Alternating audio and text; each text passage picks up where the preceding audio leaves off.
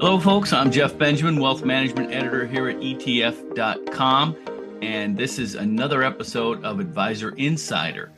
Talking today with Ryan Jackson, Senior Manager Research Analyst at Morningstar. How you doing, Ryan?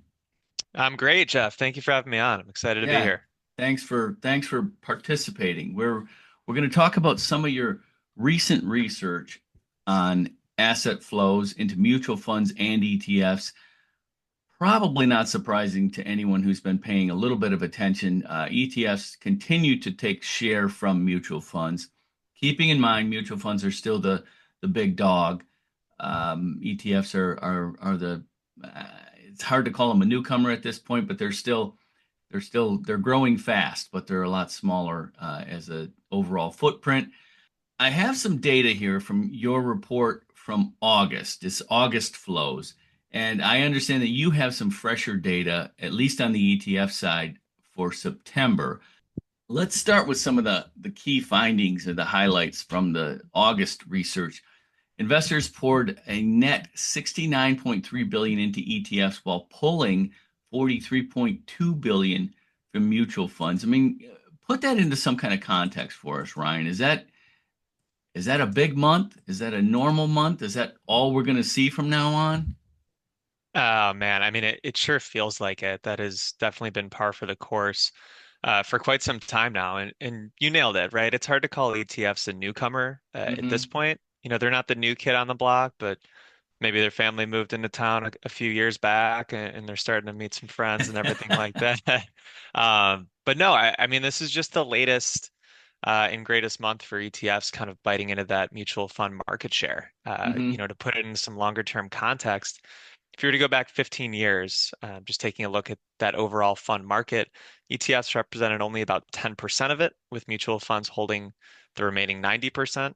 At the Hmm. end of August 2024, that number for ETFs had scooted up to about 32% of the market. So they're encroaching pretty quickly on one Yeah. third of overall long-term fund assets here. And there's a few reasons why, if you want to kind of dive into it. Yes, let's do that. Yeah, I mean, a huge part of it naturally is just going to be the disparity in flows between mutual funds and ETFs. That's not a Mhm. huge surprise.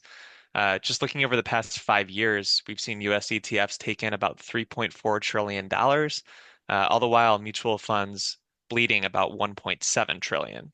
So Mhm. not necessarily a zero-sum game. It's still net positive, but no doubt a huge part of the ETF rise has come at the expense of mutual funds. And Yeah. trying to dissect why that is, there are a bunch of reasons you can point to. With any really broad trend like that, it's hard to pinpoint one reason. Hmm. But I think it's possible investors are becoming more familiar with and really warming up to a lot of the structural benefits that come with ETFs, the tax efficiency, generally lower costs, even things like low investment minimums that just make them a bit more accessible to the everyday investor. You can point to things like model portfolios and their increasing adoption, over the past 5, 10, 15 years.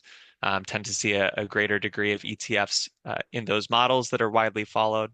And even I think performance is a good chunk of it too. When you think the largest ETFs are a lot of your, broadly diversified U.S. large cap index funds, go over the past decade or so, those have been some of the best performers and Hmm.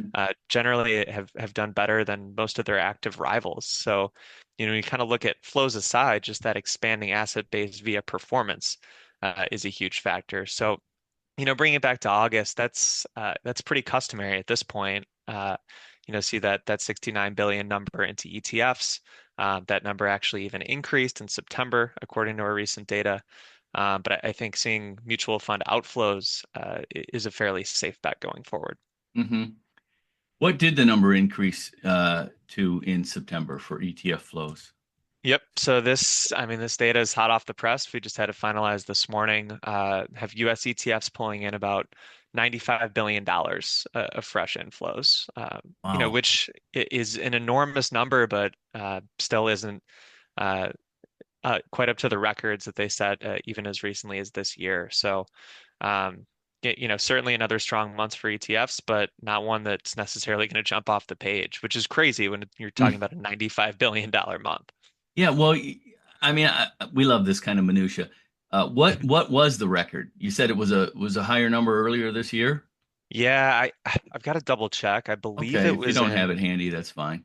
yeah, I Um, think it was in July, and it was, my gut is telling me 128 billion, but I'll fact check wow. myself on that. But still, 95, that surpasses the 69.3 from August. So it's Yeah, the yeah, trend is and is moving in that direction. What about I mean, mutual funds still have the stronghold in the retirement plan market. And for most individual investors, most retail class investors, that's the bulk of their money. mhm. Is that the thing that's holding mutual funds kind of strong, if you want to call it that? Obviously, billions in outflows every month is not necessarily holding strong, but I mean, to me, that looks like the big nut that ETFs cannot crack. It sure looks like it. And, it's a good point because as much as we want to talk about the rise of ETFs and the fall of mutual funds, they are just sitting at this enormous advantage in a lot of these really sticky retirement account assets that, like you said, ETFs just haven't really been able to get into. I heard a pretty funny way to put it was a colleague of mine said mutual funds are going to die a very slow, very profitable death. And kind of the explanation there is, they're charging higher fees in general, but Yeah. you have some of these structural pull factors that make it difficult for investors to leave, retirement accounts being chief among them. And also, you think about folks that have been investing for decades and decades at this point and potentially have huge potential tax bills coming down the pike in their mutual funds. They're not super eager to move off of those positions and foot the bill any sooner than they Right. have to. So I kind of think of retirement and just those potential cap gains taxes as the two things that are keeping mutual funds where they're at. Yeah, and I still see that retirement account industry, that 401k plan business as a stronghold that uh, there's just not ETFs on those things. It's so rare to see a retirement plan with access to ETFs unless you link it to your own or a brokerage account within, which is a lot of people do, and you Hmm. can do. It just takes a few more steps. You got to be a little more sophisticated. For most people, just socking away their 10 or 15% every month into their retirement plan, they're going to take the target date mutual funds or whatever. Um, For sure. and that's just, I love that. A slow, profitable death. Yeah. All right, this is something else from August, and I'm welcome you to Ryan to put this into context of September if you have that handy. I know this you said this is hot off the presses, but active and passive taxable bond mutual funds and ETFs combined for 33 billion worth of net inflows in August, which is effectively carrying mutual funds and ETFs to inflows of 26 billion in Hmm. August. So obviously if they had 33 billion in inflows, active and passive taxable bonds, there was some outflows, Yep. right? No doubt.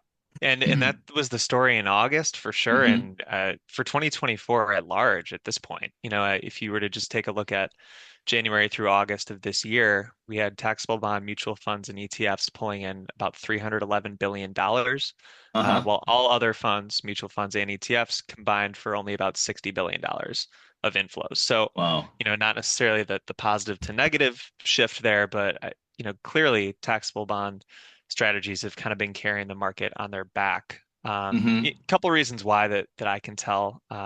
One structural, one a little bit more investment case. A big part of it, we suspect, is just due to rebalancing. So Hmm. many investors have a target allocation that they're trying to maintain, whether that's 60/40 or some other mix between stocks and bonds or some other asset classes and bonds. Generally with such strong equity market performance over quite some time now, you've seen people have to kind of pare back their equity position and Hmm. reallocate it to their fixed income position just to restore that balance. So that's kind of been a nice tailwind for flows into taxable bond products. And the other would just be the rate environment that we've found ourselves Hmm. in, over the past 2 years or so. For so long, this is no breaking news here, but it was very, very difficult to get any meaningful yield in the bond market in such a low interest rate environment. As we've kind of run up that ladder since the start of 22, you've seen taxable bond funds really kind of take over the mantle as the most popular asset class for ETFs and mutual funds. Hmm. let's talk about the gap there. Active and passive taxable bond mutual funds and ETFs combined for 33 billion worth of net inflows.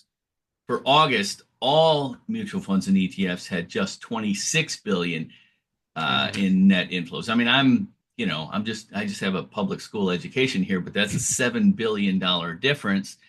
So that where were all the outflows basically?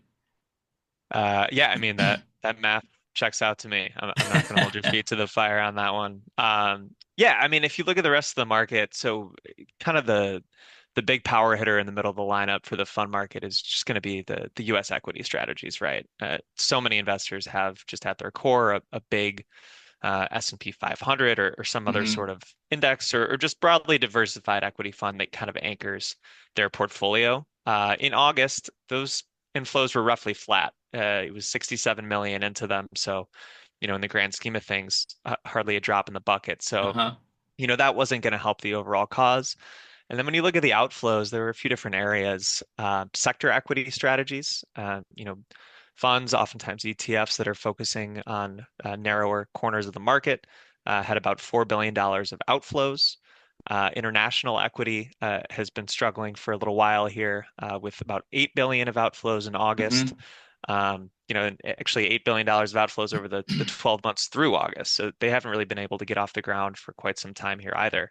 You can point to some allocation mutual funds that had outflows, though that tends to be more of a structural story just because CITs have grown so popular, kind of falls outside of our universe. Right. But you look at those equity categories, not really having a strong run here. I guess a big part of that is sort of the flip side of that rebalancing explanation that I gave for bonds. What has Uh-huh. helped the bond funds has in turn hurt those equity funds. Uh, but also, sector and international just a generally very slow year for those two cohorts. It almost seems that a lot of investors take a look at the equity market and survey the performance, over the past decade or so, and see that just U.S. market funds have dominated pretty much everything else. Hmm. Save for maybe the tech sector, certainly relative to a lot of other foreign counterparts. And we've seen this in the ETF landscape specifically too. It just seems that maybe investors are done, trying to pick out a certain foreign market that's going to kind of reverse the tide and start to beat down on the US or, certain sectors that they find undervalued. Maybe takes a little bit of the guesswork out of it and makes everyone feel comfortable just going broad. Okay. Let's go from broad to specific here. The JP Morgan Equity Premium Income Fund, ticker JEPI, JEPI, wildly popular for a long time. It is, I guess, wait a minute, August outflows ended a monthly inflow streak that started in May of 2020. What is going on there? My theory, before you give us the answer, Ryan, I'm sure you have it, is that there's just a lot of competition out there for strategies like JEPI now. But what are your thoughts? Yeah, and even some competition from inside the JP Morgan covered call ETF house. Hmm. But I'll start just with a little kind of review of the Jeppy story because I do think it's so fun and forgive me if you've done this on Hmm. this podcast before, but taking a look at JP Morgan Equity Premium Income ETF today, it was about a $35 billion fund at the end of August. That's the largest active ETF. It only launched in May 2020, so it's not the most seasoned product, and it Hmm. actually took a little while to even get off the ground. Pulled in about a billion in its first year. That's certainly very strong, but not a jaw-dropping number. You saw that tick up a little bit to $5 billion of inflows in Hmm. 2021. And then 2022, it absolutely hit its stride with $13 billion of inflows, $12 billion of inflows in 2023. So you kind of take a look at the strategy itself and what it does. As a covered call fund, it's got its long portfolio of U.S. equities and it's going to sell call options against that portfolio. So kind of limits your upside, but in return generates really nice income Hmm. and provides a little bit of a downside buffer too when markets start to struggle. So think about the 2021 market. Perhaps people were excited about the yield opportunity. And then 2022, its sort of downside protection benefits really came into focus. and helped it take off. I said 13 billion inflows that year. I actually petitioned Morningstar to issue the first ever ETF flows MVP award at the end of that year. All right. Was quickly quickly rebuffed, but in my mind, Oh, all it right. still got that banner hanging in its rafters. But it's certainly just a success story for ETFs and active ETFs specifically. Now, Hmm. kind of saw those flows start to taper towards the end of 23 and into this year. Uh, and I'm having a hard time fighting you on it. I think there are just so many. It sort of ignited this whole revolution that has started to overrun it a little bit, where almost every ETF provider is bringing some sort of covered call ETF to Yeah. bear. And I said inside the house, JP Morgan's NASDAQ Equity Premium Income ETF, that's JEPQ, pretty much the same strategy with an underlying portfolio of NASDAQ 100 stocks instead of kind of just a broad large cap portfolio. That's kind of Hmm. taken the baton and emerged as the new go-to fund in that space. About 16 billion in total assets through the end of August. So, champagne problems for JP Morgan when their Yeah. when their first fund, finally tips to outflows and another one kind of takes over the mantle. Okay. Um, just quickly on investors put nearly $6 billion into municipal bond funds, marking the first time they cleared $5 billion in inflows in consecutive months in 3 years. What's your take on that, Ryan? Yeah, so munis, looking at just their share of the market, much smaller than the taxable bond cohort. It's about one-sixth the size of the taxable bond fund market at about $900 billion total. Kind of an interesting few years for the muni space where, really, really struggled in 2022 with major outflows. Hmm. And have yet to kind of find their footing again after that. I think kind of how we look at it is when you look at some of the flows in munis, it's almost less so a story about how investors feel about municipal bonds in particular, but kind of the duration profile of a lot of the categories within the municipal bond space. So what I mean Hmm. by that is, the short-term municipal bond category represents about 15% of overall assets in that cohort. That's a much higher share than short-term bonds represent in taxable bonds. So you're going to have a little bit shorter, and you're also going to have more high yield municipal bond funds, just relative to the overall market. That's also about 15%. So when you look at, okay, not only for munis, but for just bonds in general, how did short-term bonds fare in that 2022-23 stretch? Those were two of the least popular segments of the bond market. Investors were very keen to go long duration and government bond portfolios, sometimes both. That kind of left those shorter term high yield bond strategies out in the cold. So I kind of attribute a lot of the muni struggles over the past couple of years, not necessarily to what municipal bonds necessarily mean, but the fact that they were a lot more short term and a little bit higher yield with more credit risk in general. So now that we've seen those two factors kind of return to favor a little bit here, as we're finally seeing rate cuts and the expectations have come to life. I think that should continue to serve as a tailwind for flows into muni bond funds going forward. Okay. We're gonna wrap up here with a little bit of a conversation about State Street Global Advisors. Hmm. The number three ETF issuer. You and I talked about this a little bit. I wrote a story Yep. about it. Uh, Created a little bit of a dust up, but nothing to write home about. I'm gonna just kind of quote from the report here, your August report for the stark contrast that it illustrates. Year to date flows through August. Vanguard, 174.8 billion. BlackRock iShares, 145.5 billion. State Street, 8.1 billion. This is the number three ETF issuer, State Street. Hmm. US equity, Vanguard, 114.5 billion inflows. iShares, 51 billion. State Street, 3.9 billion in outflows. That's US equity. The only other outflows in any category with US equity, international equity, sector equity, taxable bond, and muni bond is again State Street at 300 million in outflows. What the heck is going on with State Street? this is, oh, here's a line from your report here. It says the firm needs to close the year strong to avoid its worst year of ETF flows since 2018. Break it down for us, Ryan. Sure. So to look at State Street, I think you need to appreciate the company with which it's being compared, right? So Hmm. kind of the traditional big three of the ETF market has been State Street, Vanguard, and iShares.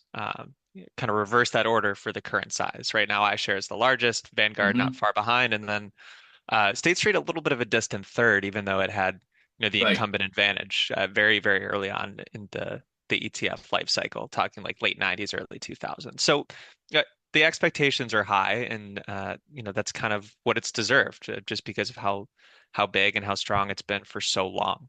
Hmm. Uh, definitely a much, much slower year here. And I think if you kind of appreciate and zoom in on just some of the main ETFs that drive State Street and even Vanguard and iShares, the story starts to make a little bit more sense, right? So State Street's kind of granddaddy of them all ETF is SPY. That's the OG for a ton of Yep. investors. It's basically synonymous with, large cap equity exposure.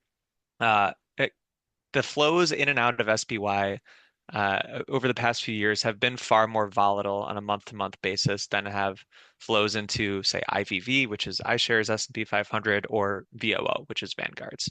Uh, they've kind of become, SPY has kind of become like a trading instrument most for short-term investors to kind of move it around to use it as an instrument for, like I said, large cap equity exposure, whereas, IVV and VOO are kind of being treated as longer term buy and hold investments. So, Hmm. on a month to month basis, you might see SPY's flows swing dramatically from like 20 billion of inflows, which is right around where it came in at the end of September, actually, or outflows of the same magnitude. Now, I think it needs to be stated that in general, ETF flows tend to really come on strong in the fourth quarter. That is especially true for State Street, and that is even more true for SPY. You kind of just break down its organic growth rates on a quarter by quarter basis, year over year.